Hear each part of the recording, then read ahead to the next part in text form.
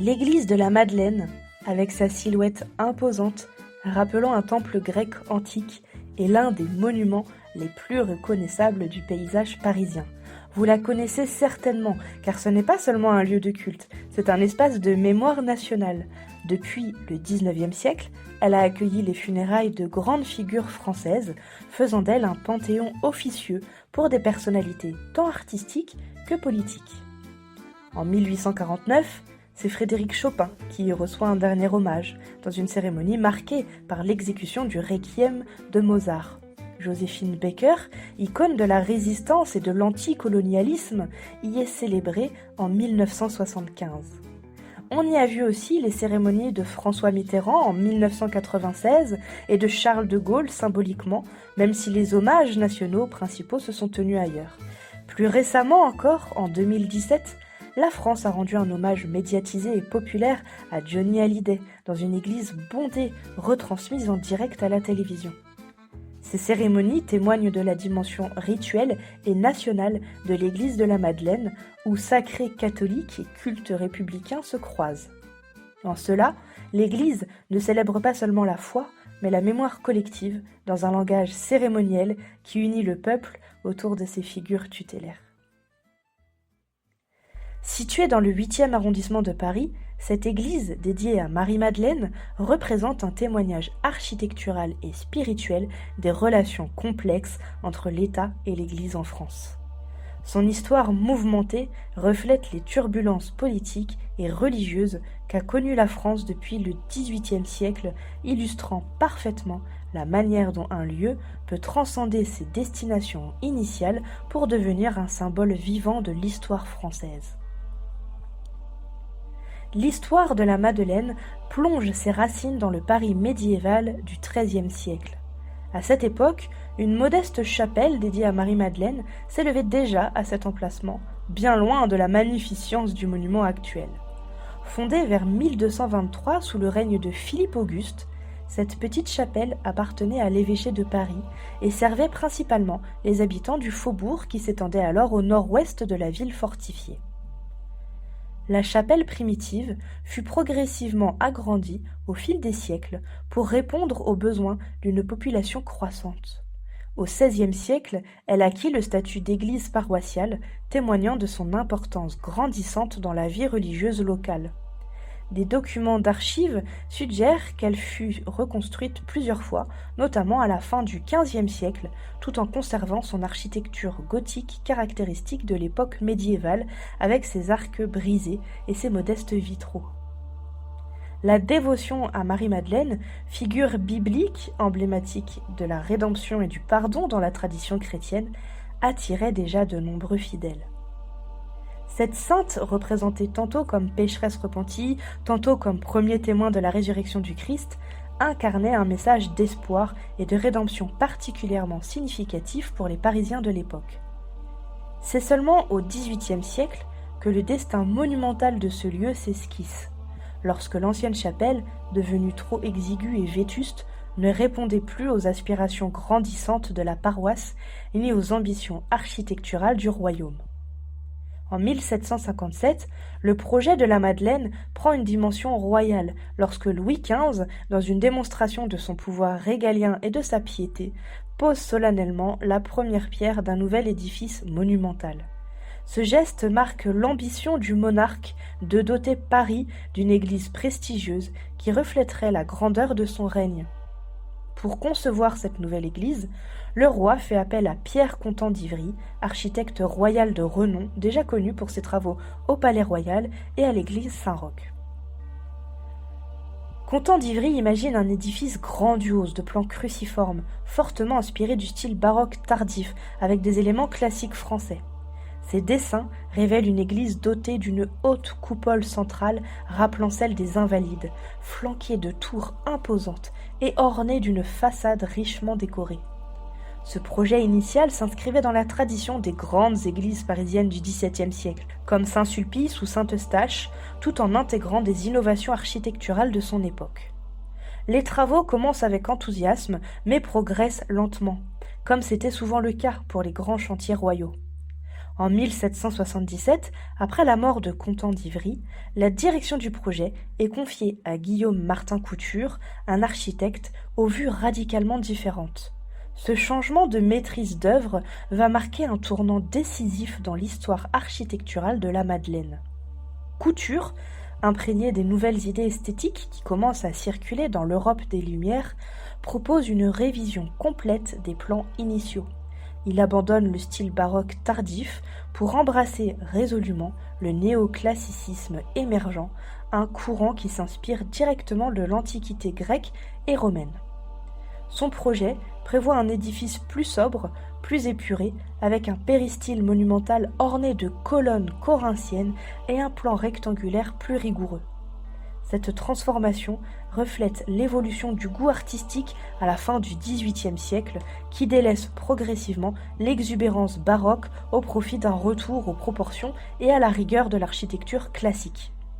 La progression du chantier de la Madeleine connut une brutale interruption avec l'avènement de la Révolution française en 1789.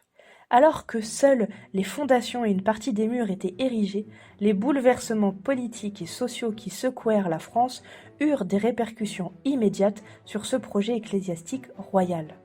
La suspension des travaux de la Madeleine s'inscrivait dans un contexte plus large de remise en question profonde du rôle de l'Église et de la monarchie dans la société française.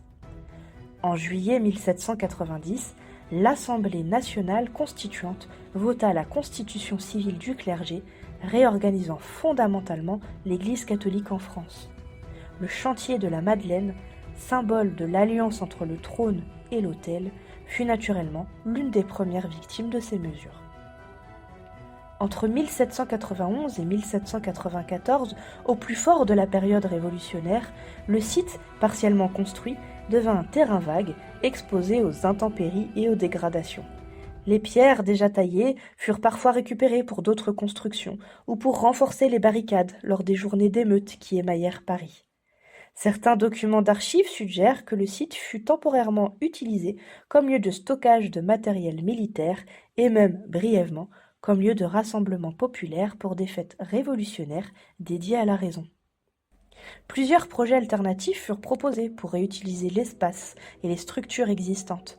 L'architecte Claude-Étienne de Beaumont suggéra de transformer le bâtiment inachevé en une salle de l'Assemblée nationale, tandis que d'autres envisagèrent d'en faire une bibliothèque publique ou un marché couvert. Ces propositions témoignaient de la volonté révolutionnaire de réaffecter les espaces religieux à des usages civiques et républicains.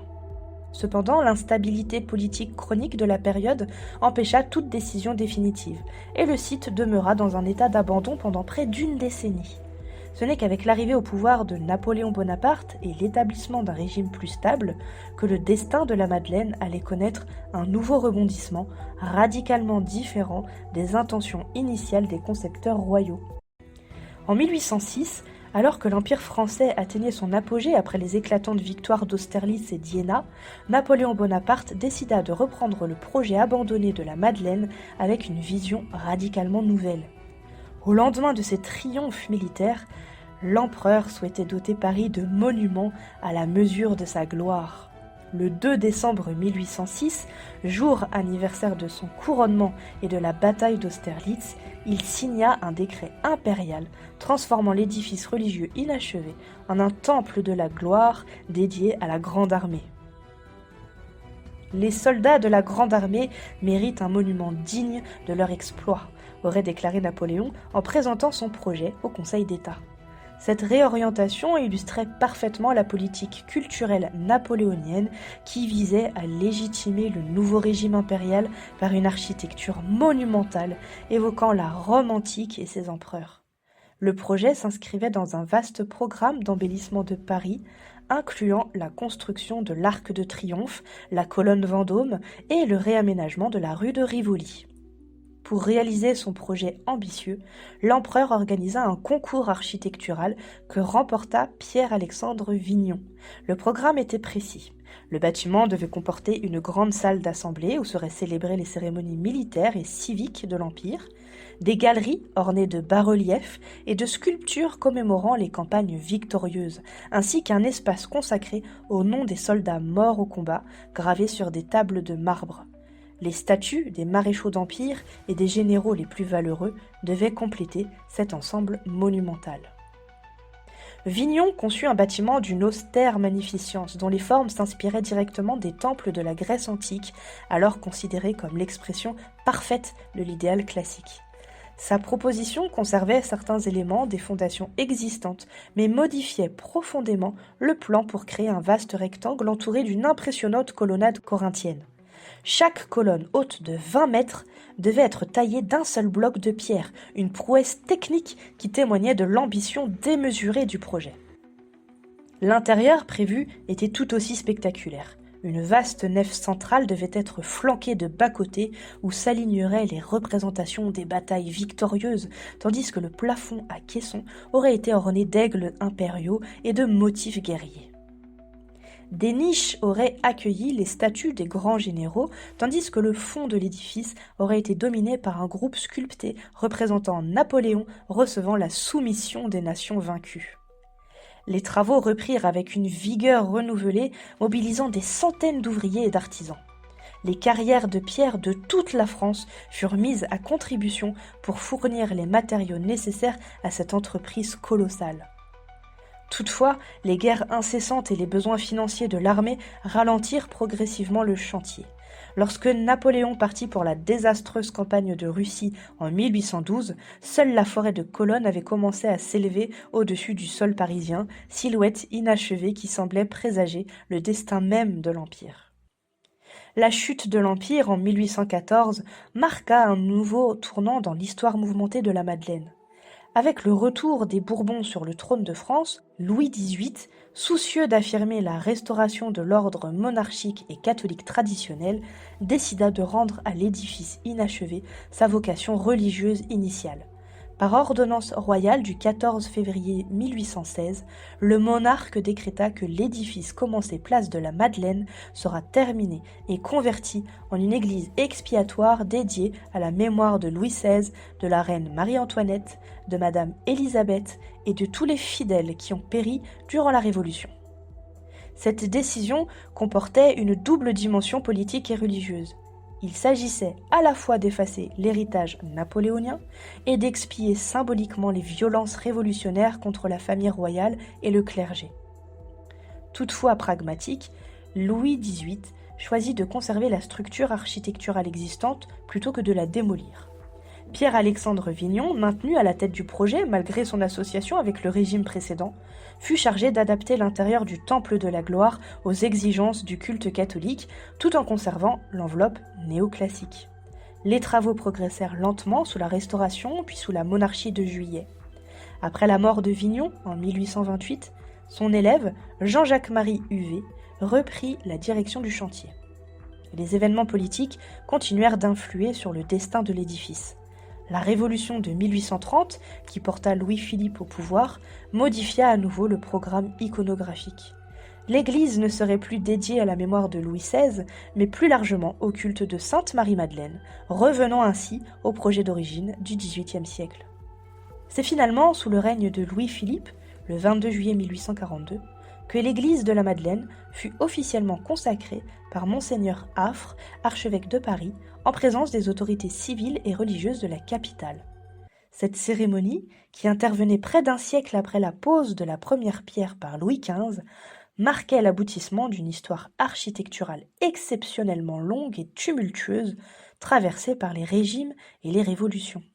Sa colonnade monumentale de style corinthien, maintenue selon les plans de Vignon, entourait entièrement le bâtiment, créant une silhouette plus proche d'un temple grec que d'une église traditionnelle.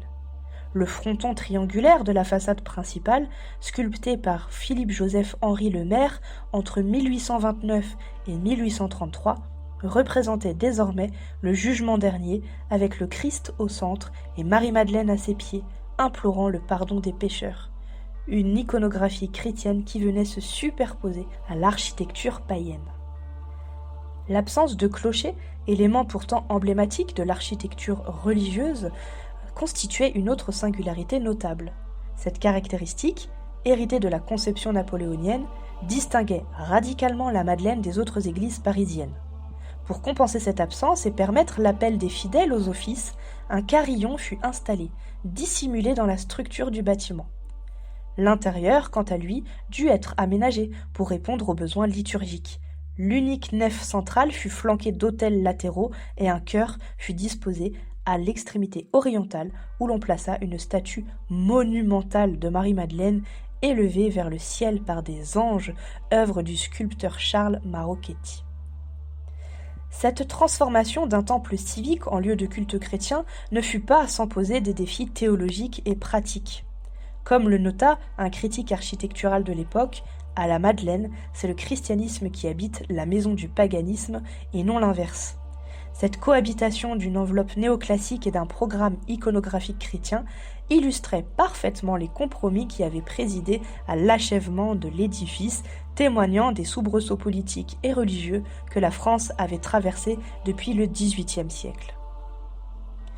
Au-delà de sa valeur architecturale, parce que, il faut le dire, elle est incroyable, cette église, l'église de la Madeleine occupe une place singulière dans l'histoire des relations entre pouvoir politique et religieux en France.